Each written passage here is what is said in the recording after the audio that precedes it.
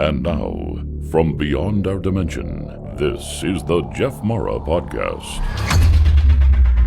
Here's Jeff. My guest is Charlene, who had a near-death experience after losing a lot of blood from her GI tract, which we are going to learn about today.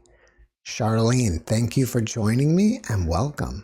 Hi, it's great to be here. I died 20 years ago.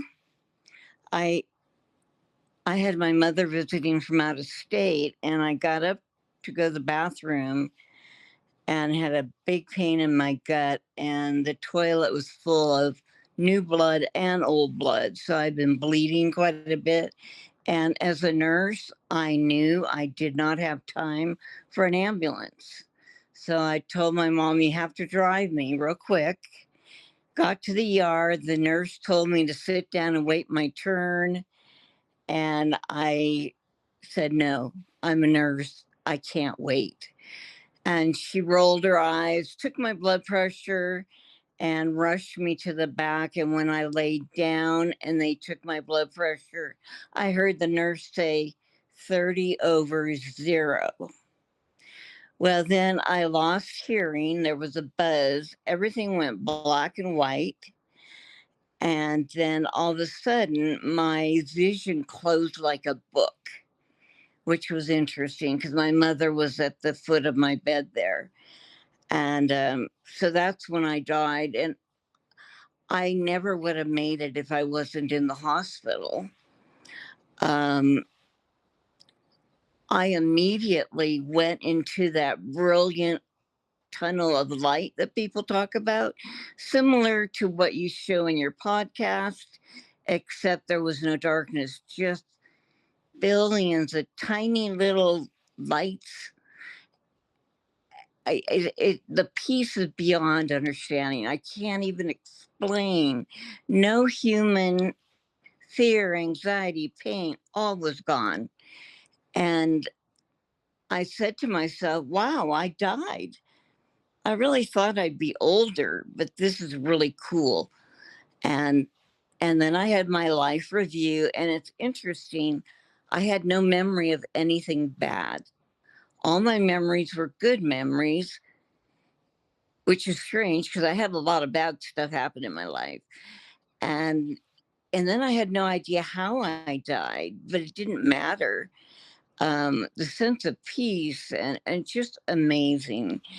And so I was content to be in that light. And, being in the ER, I got revived rather quickly. So I wish I would have gone further to see people, but I didn't.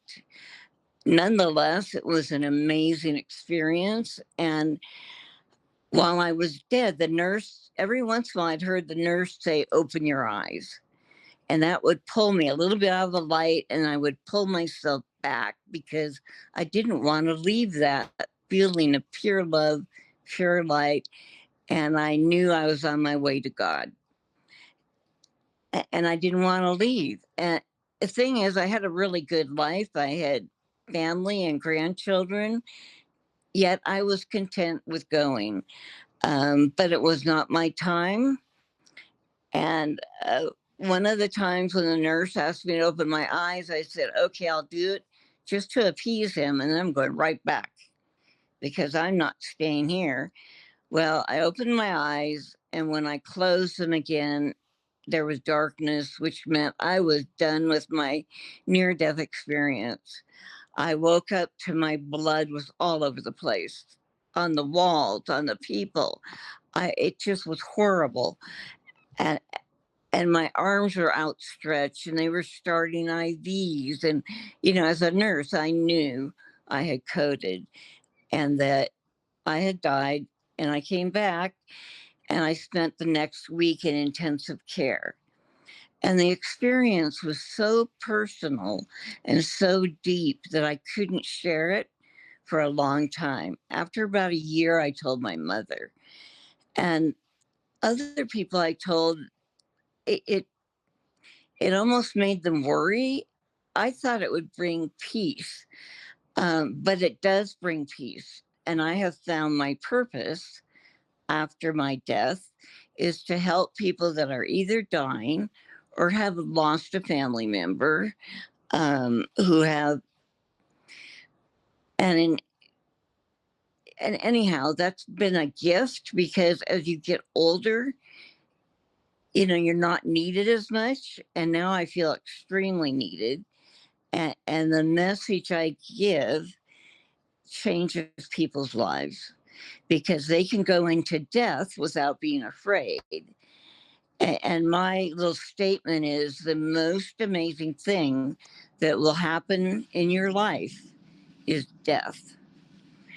And I had always been a bit psychic. I knew things even as a kid.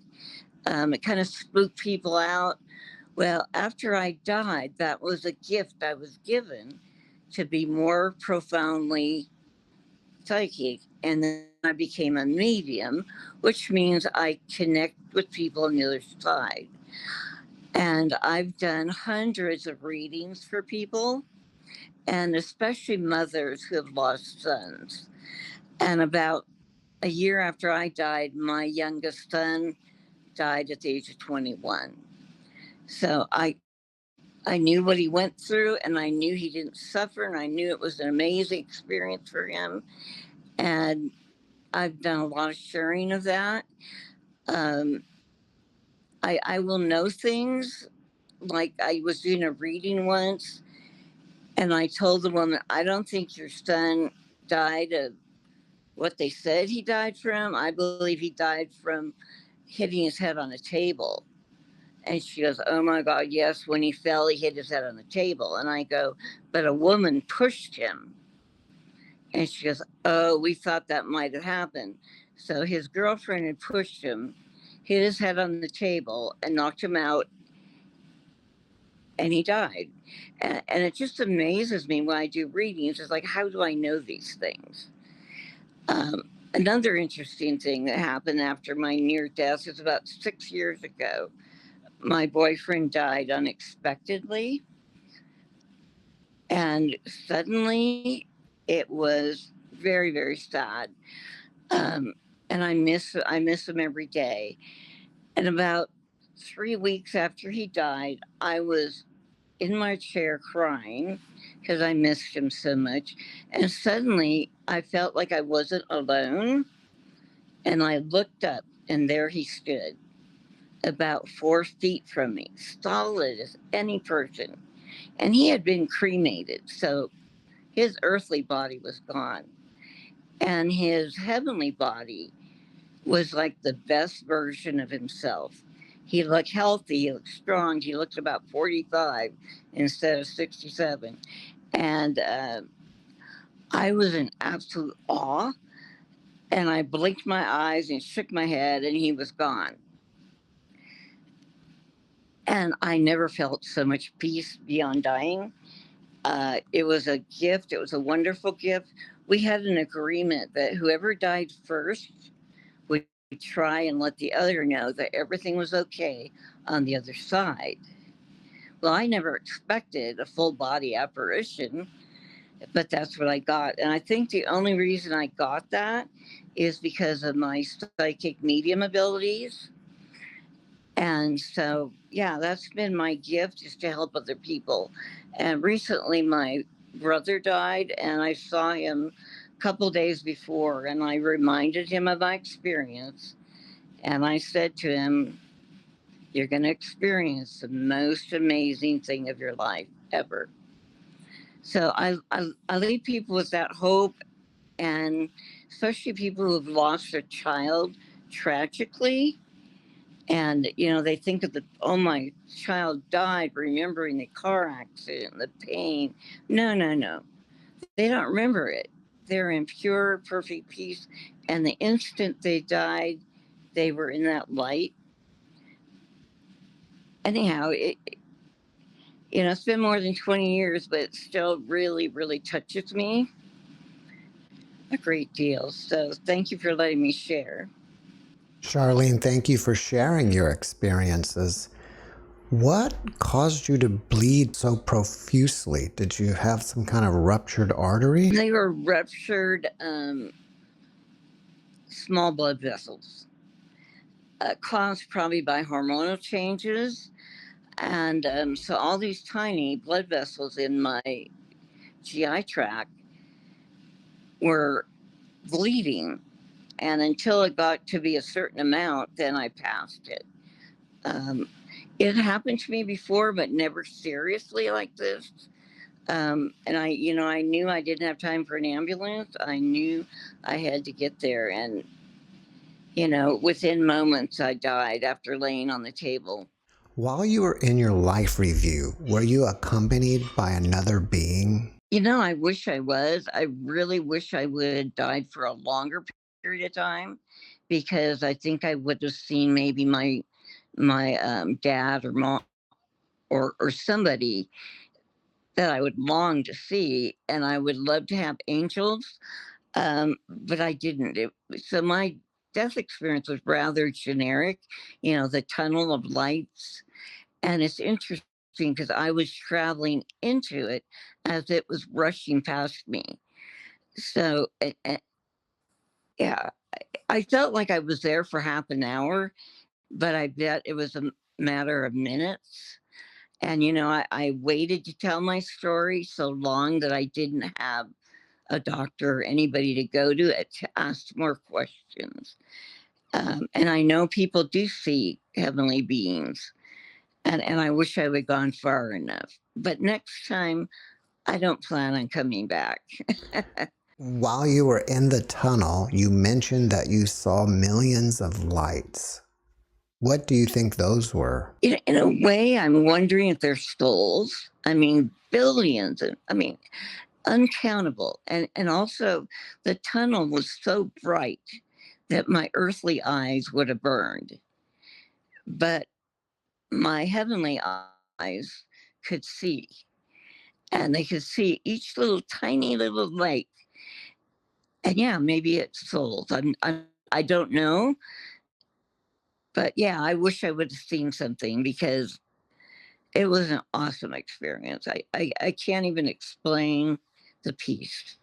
Unbelievable. You mentioned that it wasn't your time and you had to come back. Hmm. If you weren't told that, why do you believe that is true? I believe it was true because I've been given a purpose.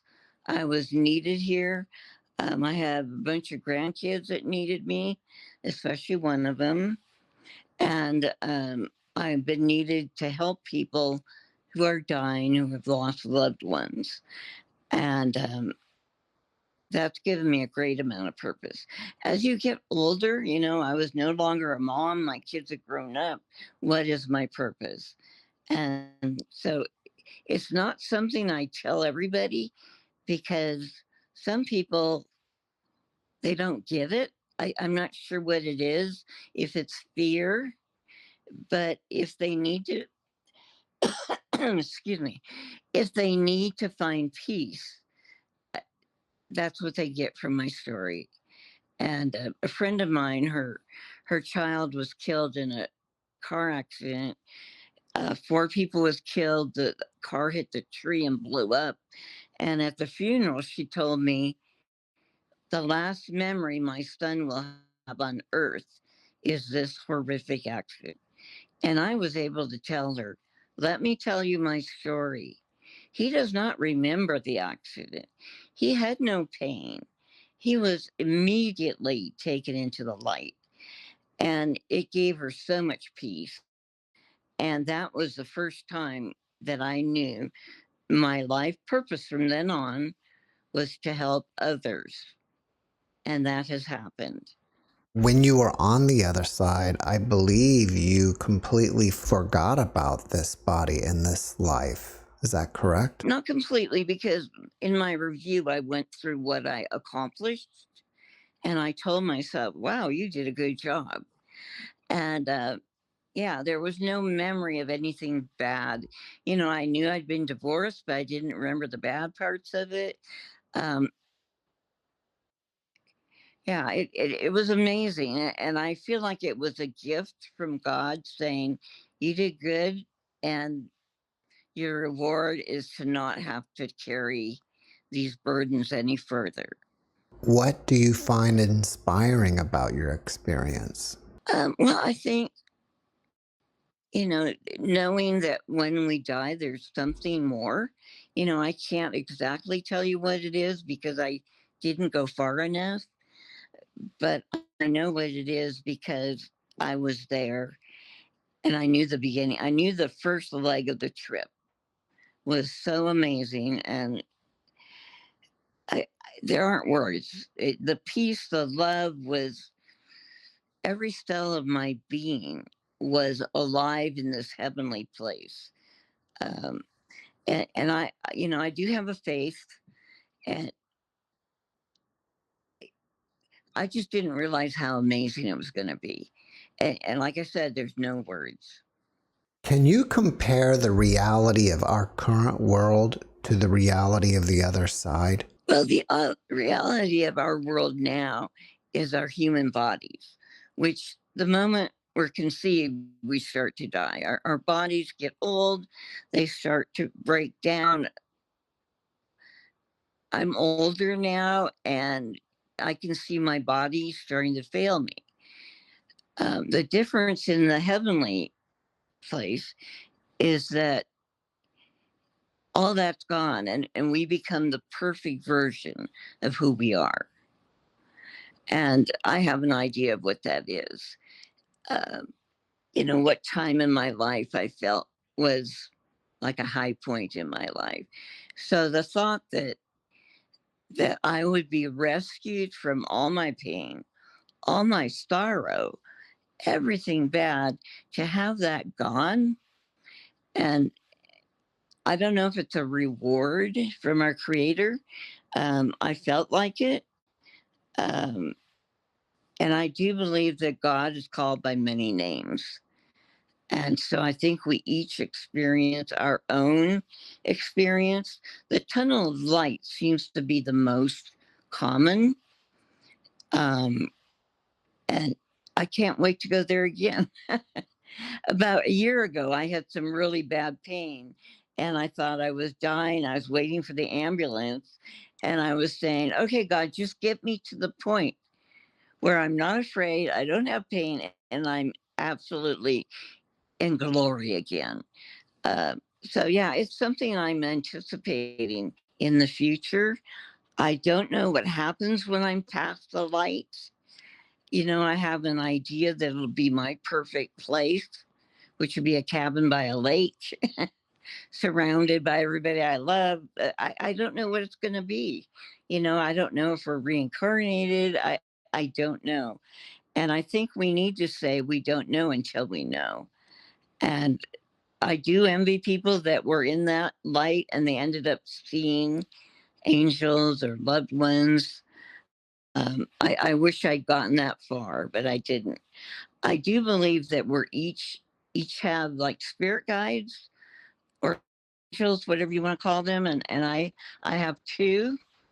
I don't believe I actually talk to dead people, and I believe that my spirit guides connect with spirit guides in the heavenly place. And I have helped hundreds, especially mothers who have lost sons. I've helped them realize that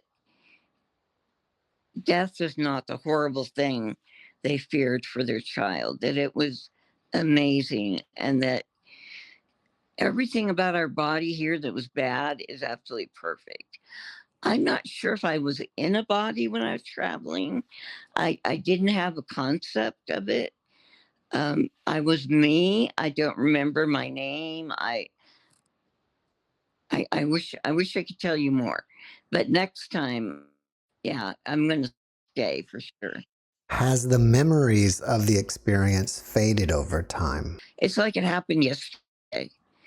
And if you could take any experience I had 20 some years ago, I wouldn't remember. But I mean, I remember every nurse. I remember everything about it. And oh, I might add that my dad had a near death experience and he was up on the ceiling looking down at his own body as he did surgery on him. So the it happened in my family twice now. And it's just so amazing. After watching this podcast, people may want to reach out to you and ask you questions. Are you open to that? I'm very open to that, yeah. What's the best way to reach you? Probably on Facebook. I don't use an email anymore. I do have one, but I don't check it. So Facebook would be the best. I don't know if they could go to you and you could direct me. I guess I can say my full name, Charlene Stark. I live in Reno, Nevada. So if you can find me on Facebook and have questions, I'd be very happy to talk to you. And especially anyone who is dying themselves or have just lost a loved one. My story comforts people. It gives them hope. It takes away some of the sting. It doesn't take it away completely because we're human. And I did lose a son about a year after my near death experience. So I know what it's like to lose family members. My best friend in high school died. Um, and as a nurse, I've been with many people who have died. And I always say that when we're with somebody who dies, we're standing on holy ground. It's a holy place.